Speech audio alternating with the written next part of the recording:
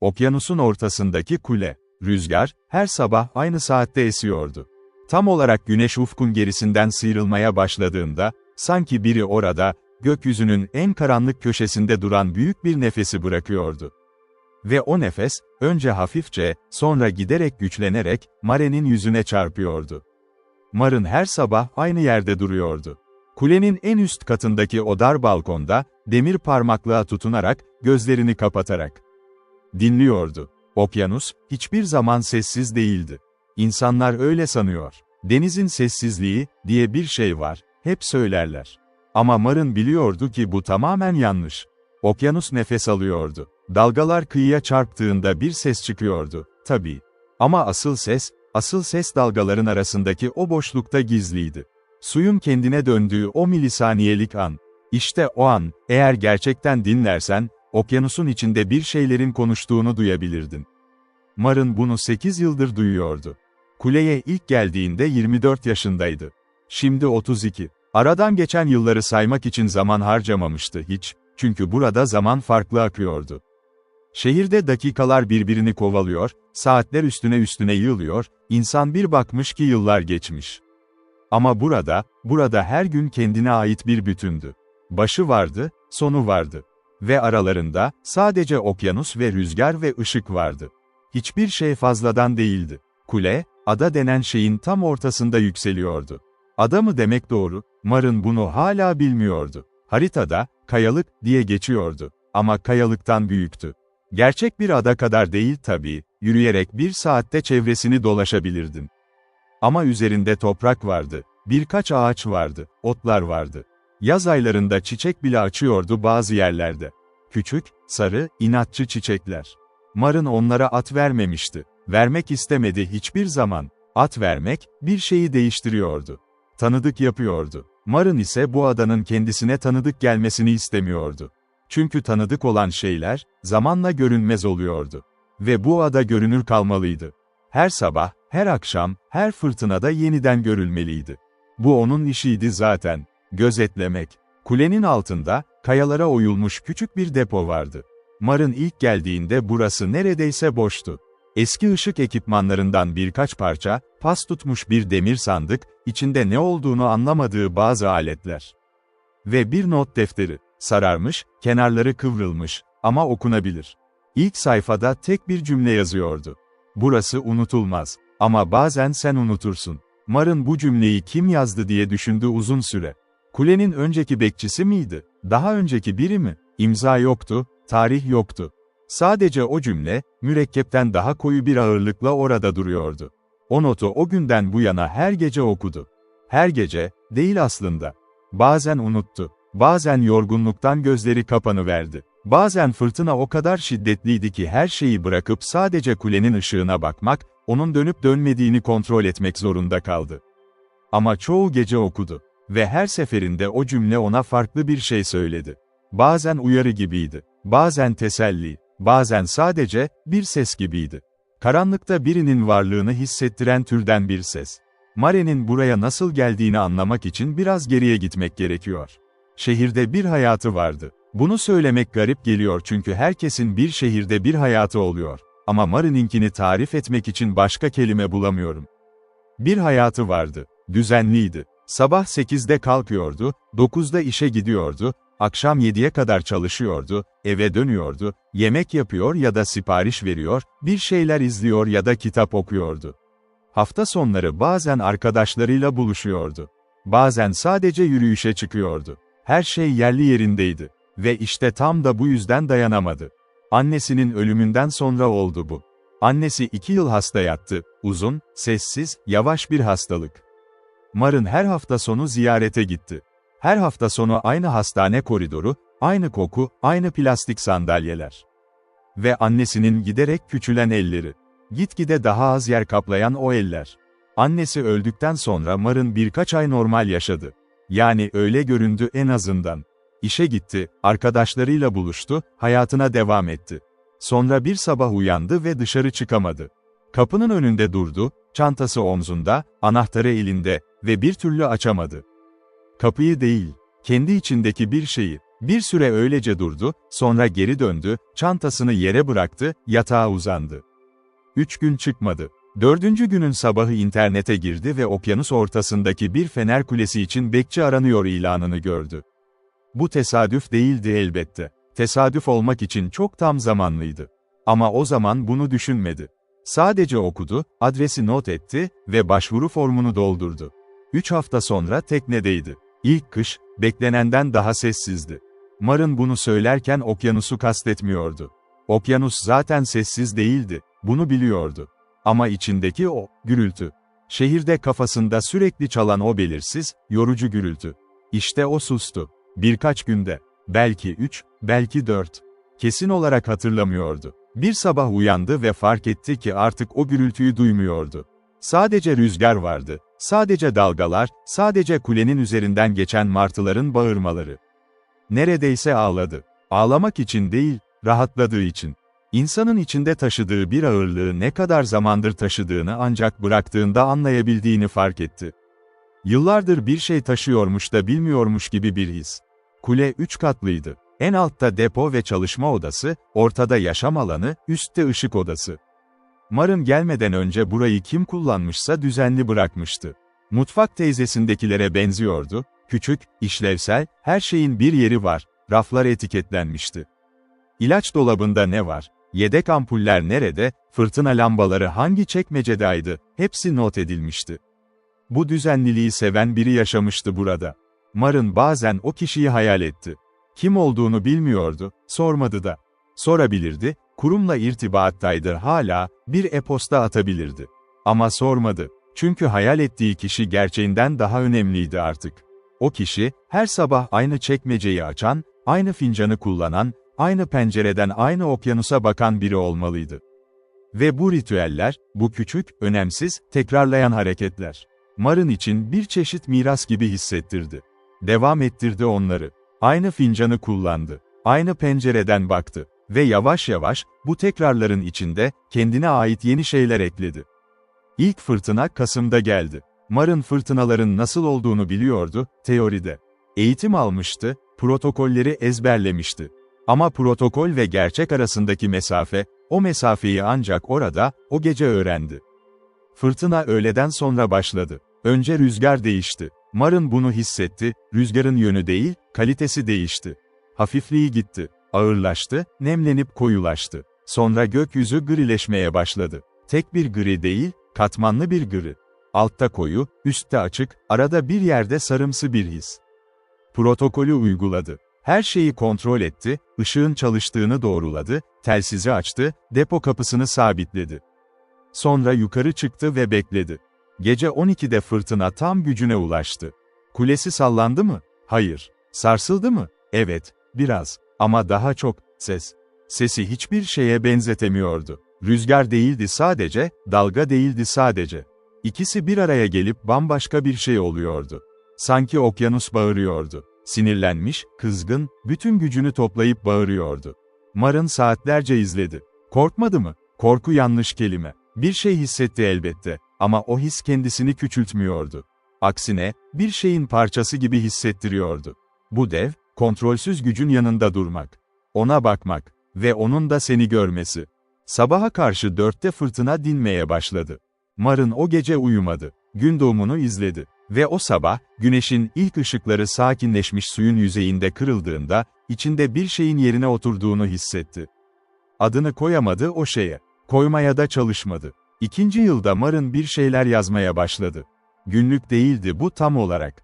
Günlüklerde insan kendi hayatını anlatır. Bugün şunu yaptım, şunu hissettim. Mare'nin yazdıkları daha çok gözlem notlarıydı. Ama sadece hava durumu değil, sadece teknik veriler değil. Aradaki bir şey. Sabah 6. Su rengi bugün farklı. Dün o koyu lacivert vardı. Şimdi gri yeşil bir şey var. Işık değişti mi? Yoksa su mu değişti? İkisi birbirinden ayrılamıyor zaten. Dün gece bir gemi geçti. Uzaktan görünüyordu, ışıklarından başka bir şey yok. Kim gidiyor acaba? Nereye? Bu soruları sormak garip geliyor artık. Herkese bir yer var. Ben de bir yerdeyim. Bugün hiçbir şey olmadı. Bunu yazmak istedim sadece. Hiçbir şey olmadı ve bu güzeldi. Bu notlar birikti. Mar'ın onları biriktirdi çünkü atmak istemedi. Ama tekrar okumak için de pek bir şey hissetmedi, en azından başta. Sonra bir gün, belki 3. yılın sonlarında, eski notlarına baktı. Ve kendini tanımadı. Yani tanıdı, ama farklıydı. O kişi oradaydı elbette. Mare'nin sesi, Mare'nin cümleleri. Ama bir şey farklıydı. Daha temkinli bir ses. Daha, bekleyen bir ses. Şimdiki Mar'ın ise beklemiyordu artık. O sabah güneşin çıkıp çıkmayacağını biliyordu. Çünkü binlerce kez çıktığını görmüştü. Fırtınanın geçeceğini biliyordu. Suyun renginin değişeceğini biliyordu. Bu bilmek güvendi. Kazanılmış bir güven. Adaya zaman zaman botlar yanaşıyordu. Haftada bir kez malzeme getiriliyordu. Yiyecek, teknik malzeme, ara sıra posta. Mar'ın o günleri seviyordu ve sevmiyordu aynı anda. Seviyordu çünkü insan sesi. Botu getiren adam, İsmail, genellikle 15 dakika kalırdı. Hava durumundan bahsederlerdi. Kara haberlerinden bir şeyler, bazen İsmail'in çocuklarından. Sevmiyordu çünkü sonrasında ada daha sessiz hissediyordu. Bu yalnızlık değildi. Yalnızlığı biliyordu Mar'ın, gerçek yalnızlık, içini kemiren, seni küçülten türden. O değildi. Bu daha çok, doluluktu. Ama İsmail gittikten sonra birkaç saat, o doluluk biraz boşalıyordu. Sonra geri doluyordu. Her seferinde. İsmail bir keresinde sordu. "Nasıl dayanıyorsun?" dedi. Meraklı bir sesle, yargılamadan. Mar'ın düşündü. "Dayanmak değil bu," dedi sonunda. "Burada olmak." İsmail başını salladı. Anladı mı, anlamadı mı bilinmez. Ama sormadı, devam etmedi. Bu da güzeldi. 3. yılın yazında beklenmedik bir şey oldu. Bir tekne battı. Yakınlarda değil, ama ışığın görüş menzili içinde. Mar'ın geceyi izlerken gördü. Önce sinyal fişeği, tek bir kırmızı çizgi karanlığa. Sonra başka bir şey, bir ışık, orada olmaması gereken bir yerde. Telsizle bildirdi hemen. Protokolü uyguladı. Kurtarma ekipleri geldi. 2 kişi kurtarıldı. Biri, kurtulamadı. Mar'ın bunu sabaha karşı öğrendi. Telsizden kısa bir mesaj. Ekip geri dönüyordu. 2 kurtulan, 1 kayıp. O sabah balkona çıkmadı. Mutfakta oturdu, çay yaptı, içmedi. Pencereden denize baktı. Deniz aynı denizdi. Rüzgar aynı rüzgardı. Güneş doğdu yine. Her şey devam etti. Bu devam etme, bazen insanı teselli ediyor. Bazen tam tersine vuruyor. O gün ikincisi oldu. Ama akşama doğru bir şey fark etti Mar'ın. O kişiyi bilmiyordu. Adını, yüzünü, neden o teknedeydi, hiçbirini bilmiyordu. Ama o kırmızı sinyal fişeğini görmüştü. Birinin yardım istediğini görmüş ve bildirmişti. Bu yeterliydi. Bu tam olarak onun işiydi. Ve bu farkındalık, küçük ama sağlam bir şeydi. Bir çekirdek gibiydi. Mar'ın ona tutundu. Kış geceleri uzundu. Mar'ın bunu beklemişti, hazırlanmıştı. Ama hazırlıklı olmak ile yaşamak arasında fark var. Kış geceleri, karanlık erken çöküyordu. Saat 3'te bile güneş çoktan gidiyordu ve gece boyunca o karanlık katmanlanıyordu. Suyun üzerindeki sis, gökyüzünün siyahı, bulutların gri ağırlığı. Bunlar birbirinin üstüne biniyordu. Ve kule ışığı dönüyordu. Her zaman, durmadan. Mar'ın bu dönüşü saymaya başladığını fark etti bir gece. Farkında olmadan, otururken, bir şey okurken ya da çay içerken. Arka planda, zihninin bir köşesinde, ışığın dönüşünü sayıyordu. 1, 2, 3. Bu saymak bir kaygıdan gelmiyor. Kontrol etmek istemekten de değil. Daha çok, bir ritim tutmak gibiydi. Kalp atışını dinlemek gibi. Oradadır, bilirsin, ama yine de dinlersin. Kule ışığı gecede binlerce kez döndü. Ve Mar'ın hepsini saymadı, ama hepsinin farkındaydı. Kitaplar önemliydi. İlk geldiğinde yanına aldıklarının yarısını okumamıştı. Şehirde, okuyacağım, diye biriktirdiği kitaplar, burada hepsini okudu. Sonra İsmail aracılığıyla yeni kitaplar istedi. Kütüphaneden geliyordu bazıları, ikinci el kitapçılardan bazıları. Mar'ın daha önce böyle okumamıştı. Şehirde okumak bir aktiviteydi. Bir şey yapıyordun, okuyordun. Ama burada okumak farklılaştı. Neredeyse solumak gibi oldu. Kitap vardı, Mar'ın vardı, dışarıda okyanus vardı. Ve bu üçü birden var oluyordu. Karakterlerin hayatları Mare'nin hayatına karışıyordu, bazen ayrım yapmak zor oluyordu. Bu iyi mi, kötü mü? İkisi birden herhalde. Bir roman vardı, adını söylemeyelim, önemli değil. Bir kadın hakkındaydı, annesini kaybeden, sonra kendi hayatını yeniden kuran bir kadın. Mar'ın onu sabah başlayıp gece bitirdi. Ve bitirince, kapandı kitap, masaya koydu, pencereye baktı. Ağladı. Uzun uzun. İlk kez böyle ağladı burada. Annesi için, kitaptaki kadın için, kendisi için. Hepsi birbirine karıştı. Ve bu karışıklık, tuhaf bir şekilde temizleyiciydi. Sonra kalktı, yüzünü yıkadı, çay yaptı. Devam etti. Yaz gelince her şey değişiyordu. Sadece sıcaklık değil, ışığın kalitesi değişiyordu. Kış güneşi yatıktı, yüzeyel geçiyordu, gölgeler uzundu. Yaz güneşi ise yukarıdan geliyordu. Her şeyin içine işliyordu. Su daha mavi oluyordu, kayalar daha koyu, martılar daha gürültülü. Ve Mar'ın kendini daha hafif hissediyordu. Bu hafifliği şehirde hiç hissetmemişti. Şehrin yazları, sıcak, bunaltıcı, insanların yavaşlaması gerekirken daha da hızlandığı o garip mevsim. Buradaki yaz ise hakiki bir yavaşlamaydı. Günler uzuyordu, saat 9'da hala aydınlıktı, Mar'ın akşam yemeğini balkonda yiyordu ve güneşin bitmesini izliyordu. Bir öğleden sonra, tam ortasında, hiçbir şey olmazken, Mar'ın balkonda oturmuştu. Bir şey okuyordu ya da okumaya çalışıyordu. Ama kitap dizinde öylece duruyordu, sayfalar açık, okunmadan. Mar'ın denize bakıyordu. Ve fark etti. Mutluydu. Büyük bir mutluluk değildi. Dramatik değildi. Olağanüstü bir şey olmamıştı. Sadece, oradaydı. Güneş vardı, deniz vardı, rüzgar hafifçe esiyordu, elinde çay fincanı vardı. Ve o an, o küçük, sıradan, tekrar eden an. Yeterliydi. Mar'ın bu farkındalıkla öylece kaldı. Üzerine düşünceler yüklemedi, analiz etmedi. Sadece oturdu ve hissetti. Uzun süre. İsmail o yaz farklı bir şey söyledi. Malzemeyi indirirken, her zamanki gibi hava durumundan konuşurken, durdu birdenbire.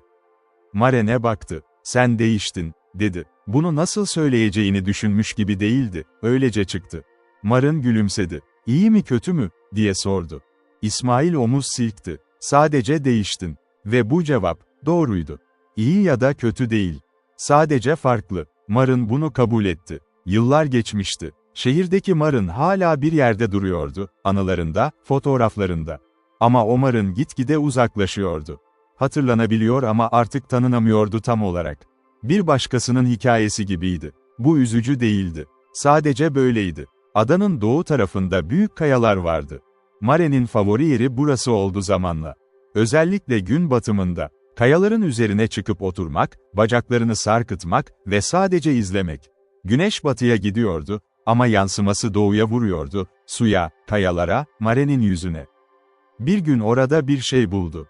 Kayalar arasında, su çizgisinin biraz üzerinde, kiminin bıraktığı bilinmez, küçük bir cam şişe vardı.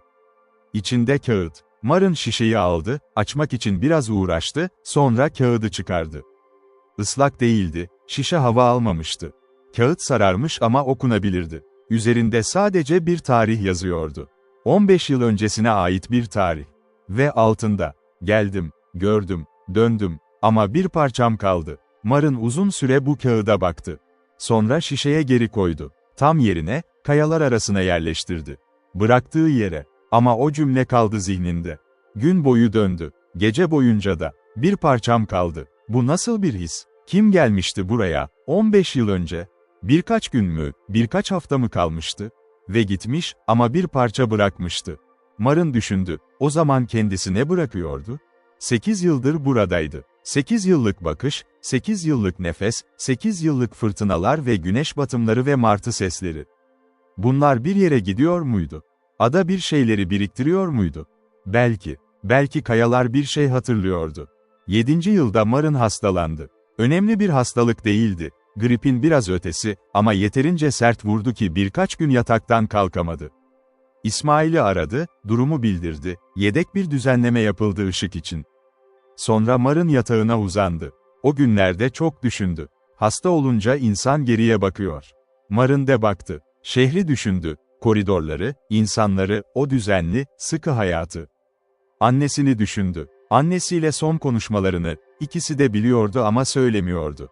O tuhaf, ağır, aşkla dolu suskunluklar. Ve burayı düşündü. Bu yılları düşündü. Ne yapmıştı? Ne kazanmıştı? Kaybettiği bir şey var mıydı? Cevaplar kolay değildi. Kaçmıştı, belki, başlangıçta. Ama kaçmak bir süre sonra başka bir şeye dönüşmüştü. Seçim olmuştu. Ve bu seçim her sabah yenilendi. Her sabah uyanıp balkona çıkmak, denize bakmak, kuleye tırmanmak, bunlar zorunluluk değildi artık. İstiyordu. Bu fark önemliydi. Belki en önemli şeydi. Mare'nin bir alışkanlığı vardı. Gece yarısı, fırtınasız gecelerde, ışık odasına çıkardı. Orada küçük bir radyo vardı. Çok az kanal çekiyordu, sinyaller zayıftı. Ama bazen tam gece yarısı, sanki okyanus biraz sessizleştiğinde, uzak bir istasyondan müzik gelirdi. Her türlü müzik, caz, klasik, bazen pop. Bir keresinde flüt solosu geldi, anlamadığı bir dilde bir şarkı eşliğinde. Bir keresinde piyano, sadece piyano, düzinelerce dakika boyunca. Mar'ın bu müziği dinlerken ağlamadı, gülmedi, özel bir şey hissetmedi her seferinde. Sadece dinledi. Ve bu dinlemek, uzaktaki birileriyle bağlantı gibiydi. Okyanus ortasında, geceleri, birileri bir yerlerde çalıyordu. Dinliyordu birisi. Belki aynı anda binlerce insan dinliyordu. Bu düşünce onu küçültmüyordu. Aksine genişletiyordu. 8. yılın başında bir mektup geldi. İsmail getirdi. Normal postanın dışında, ayrıca tutulmuştu. Gönderen adresi yoktu. Sadece bir şehir adı, uzak bir şehir, hiç gitmediği bir yer. Mar'ın mektubu akşama kadar açmadı. Neden? Bilmiyordu. Belki hazırlanmak için. Belki o günün sonuna, güneş biterken, deniz koyulaşırken açmak doğru hissettirdi. Mektupta bir kadın yazıyordu. İsmi Layla'ydı. 20 yıl önce bu kulede çalışmıştı, genç bir kadın olarak, tek başına. Sonra gitmiş, evlenmiş, çocukları olmuş, hayatı devam etmiş. Ama bu yıl emekli olmuş. Ve emekliliğinin ilk haftasında, burayla ilgili bir şey görmüş internette, Mare'nin adını bulmuş, mektup yazmış. "Hala orada mısın?" diye soruyordu. "Kuleye baktığın gibi bakmayı öğrendin mi?" Bu soru Mare'ni günlerce meşgul etti. Kuleye baktığı gibi bakmak. Ne demekti bu? Mesafeyi mi? Nesnel olmayı mı? Yoksa, sonra anladı. Kule, her geceye, her fırtınaya, her sakin güne aynı şekilde bakıyordu. Yargılamadan, karşılaştırmadan, dün iyi, bugün kötü demiyor. Sadece ışık veriyordu. Döngüsünü sürdürüyordu. Bakmayı öğrenmek, bu mu? Mar'ın cevap yazdı Leyla'ya. Uzun bir cevap. İlk kez o kadar çok yazdı birine. "Hala buradayım," diye başladı. Ve evet, sanırım öğrendim. Ama tam olarak ne öğrendiğimi söylemek zor. Belki şunu söyleyebilirim, artık beklemiyor değilim. Bakıyorum sadece. 8 yılın sonunda Mar'ın bir karar vermek zorundaydı. Sözleşmesi yenilenecekti. Her yıl yenileniyordu. Ama bu sefer kurum yeni bir düzenleme yapıyordu. Değişiklikler vardı, modernizasyon çalışmaları, otomasyon. Bekçi pozisyonunu tamamen kaldırmıyorlardı ama, azaltıyorlardı. Mar'ın isterse kalabilirdi, ama sadece 6 ay. Sonra sistem otomasyona geçecek, kule kendi başına çalışacaktı. İsmail bu haberi verirken üzgün görünüyordu. Mar'ın teşekkür etti, kapıyı kapattı, balkona çıktı. Denize baktı. Bu haber onu nasıl hissettiriyor? Düşündü, dürüstçe düşündü. Üzüntü var mıydı? Evet, biraz. Bu yer artık kendisinin bir parçasıydı. Kayalar, martılar, o kış fırtınaları, yazın su rengi. Bunları bırakmak kolay değil. Ama, korku var mıydı? Geri dönmek, şehire, insanlara, hayata dönmek, bunu düşününce ne hissetti? Beklenti. Beklenmedik bir beklenti. 8 yıl önce buraya kaçan kadın geri dönmüyordu. Başka biri dönüyordu. Kim? Henüz tam bilmiyordu. Ama hissedebiliyordu varlığını. Sakin, meraklı, gözlemleyen. Öğrenmiş birisi. Son 6 ay farklı geçti. Her şey daha yoğun hissettirdi. İyi anlamda. Sanki her sabah biraz daha değerliydi. Çünkü azalıyordu. Güneş batımları, fırtınalar, radyodan gelen müzik. Hepsi birden, son kez olacakmış gibi değil, ama farkında olarak yaşandı. Mar'ın notlarını derledi. 8 yıllık notlar, küçük defterler, kağıt parçaları. Bunları bir araya getirdi. Okurken kendi sesini tanıdı ama o ses değişmişti. Daha yavaş, daha emin, daha sessiz bir ses. Bunları götürmek istedi. Hepsini. Son gece geldi. Mar'ın o gece uyumadı. Sabaha kadar kulenin tepesinde oturdu. Işık döndü, okyanus nefes aldı, yıldızlar göründü sonra kayboldu, sabah yıldızı çıktı, ufuk griyeleşti, sonra pembe, sonra altın. Güneş doğdu. Son kez değildi bu. Güneş yarın da doğacaktı, öbür günde. Mar'ın burada olmayacaktı, ama güneş doğacaktı. Ve kule dönecekti. Bu düşünce tuhaf bir huzur verdi. İsmail tekneyle geldi öğleden önce. Mare'nin bavulları azdı, 8 yıla göre az. Çoğu şeyi bıraktı. Kuleye geldiğinde orada ne varsa, orada kalmalıydı. Bir sonraki bekçi için, ya da kimse için, sadece kendisi için. Depo kapısına küçük bir not yapıştırdı. Üzerinde sadece şu yazdı: "Burası unutulmaz. Ama bazen sen unutursun. Hatırla." Sonra tekneye bindi. Tekne kıyıdan uzaklaştıkça kule küçüldü. Mar'ın arkasına dönüp baktı. Uzun süre baktı. Kule orada duruyordu, her zamanki gibi, kayalar üzerinde, okyanus ortasında. Rüzgar vardı, küçük dalgalar vardı, martılar bağırıyordu. Her şey aynıydı. Kule Mare'nin gidişinin farkında değildi. Bu canlı bir varlık değildi. Ama Mar'ın bir şeyler taşıyordu. 8 yıllık bakışlar, 8 yıllık sessizlikler, 8 yıllık fırtınalar. Bunlar onda kaldı. Bir parçası orada kaldı, evet. Ama bir parçası da geldi. Bir parça Mar'ın, okyanus ortasında, hala o balkonda duruyor. Sabah rüzgarını yüzünde hissediyor, gözlerini kapatıyor, dinliyor. Ve bir parça okyanus, Mare'nin içinde. Kıyıya yaklaşırken şehrin silüeti göründü. Mar'ın onu uzun süre izledi. Binalar, iskeleler, arabalar, insanlar. Gürültü. Belki şimdiden duyabiliyordu, belki hayal ediyordu. Ama orada, hayat vardı. Karmaşık, hızlı, gürültülü, güzel, yorucu hayat. Bu seferinde korkmadı. Çünkü içinde bir şey taşıyordu artık. Küçük, sağlam, ağır değil ama sağlam. 8 yıllık okyanus sesi, 8 yıllık gün batımı, 8 yıllık fırtına ve sessizlik ve gece yarısı müziği. Bunlar gitmiyordu. Şehirde de duyacaktı o sesi. Belki her sabah 1 dakika, sadece 1 dakika, gözlerini kapatıp, dinleyecekti. Okyanus yoksa başka bir şey. Rüzgar belki, ya da yağmur, ya da şehrin kendi ritmi. Çünkü öğrenmişti. Dinlemek için okyanus gerekmiyordu. İsmail tekneyi yavaşlattı, iskeleye yaklaştı. Halat attı. Mar'ın ayağı kalktı, bavulunu aldı. Kıyıya adım attı. Şehirde ilk günler tuhaf geçti. Tuhaf, ama yıkıcı değil. Gürültü vardı. Evet, çok fazla gürültü. Her yön bir şey söylüyordu, her köşe bir dikkat istiyordu. Mar'ın bunu hissetti. Bazen fazla geldi. Ama akşamları, odasına döndüğünde, pencereyi açtı. Oturdu. Ve 1 dakika sadece dinledi. Şehir sesi, arabalar, uzaktan müzik, biri güldü bir yerde, köpek havladı. Bu da bir sestir, diye düşündü. Bu da bir nefestir. Leyla ile buluştular bir gün. Mar'ın kıyıya döneli birkaç ay olmuştu. Kahve içtiler, uzun konuştular. Leyla güzel bir kadındı, saçlarında beyazlar vardı, gözlerinde bir şey vardı. Mar'ın tanıdığı o şeyi, aynı şeyi kendi gözlerinde de hissediyordu. "Pişman mısın?" diye sordu Leyla. Gittiğine, Mar'ın düşündü. "Hayır," dedi. "Hiçbir şeyden pişman değilim. Ne gitmekten, ne kalmaktan."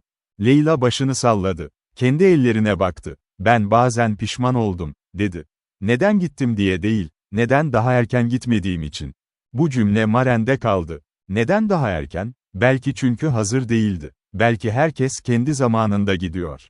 Ve kendi zamanında dönüyor. Bazen Mar'ın haritaya bakıyor. Okyanusun ortasında, küçük bir nokta. Adanın üzerinde, daha küçük bir nokta. Kule. İsim yok, sadece koordinat. 58,4712 derecen, 22,3095 derece W. Bu koordinatları ezberliyor. Neden? Kaybolmaması için mi? Belki. Ya da belki sadece, orada bir şey olduğunu hatırlamak için. Okyanus ortasında, her gece, ışık dönüyor. Kimse yokken de dönüyor. Fırtınada da dönüyor. Sessiz gecelerde de, dönüyor. Ve bu, yeterli. Sabahları hala aynı şeyi yapıyor Mar'ın. Uyandığında, henüz kalkıp çay yapmadan, 1 dakika yatakta kalıyor. Gözlerini kapatıyor. Ve dinliyor. Şehir sesi geliyor. Sabahın o tuhaf sessizliği, daha trafik başlamamış, insanlar henüz uyanmaya başlıyor. Bir kuş var belki, uzaktan. Bir araba geçiyor. Ve Mar'ın, duyuyor. Her sabah, gözleri kapalı, yatakta, okyanus ortasındaki kulenin tepesinde duruyor bir an. Rüzgar yüzünde. Işık dönüyor arkasında. Okyanus nefes alıyor. Ve o da. Son.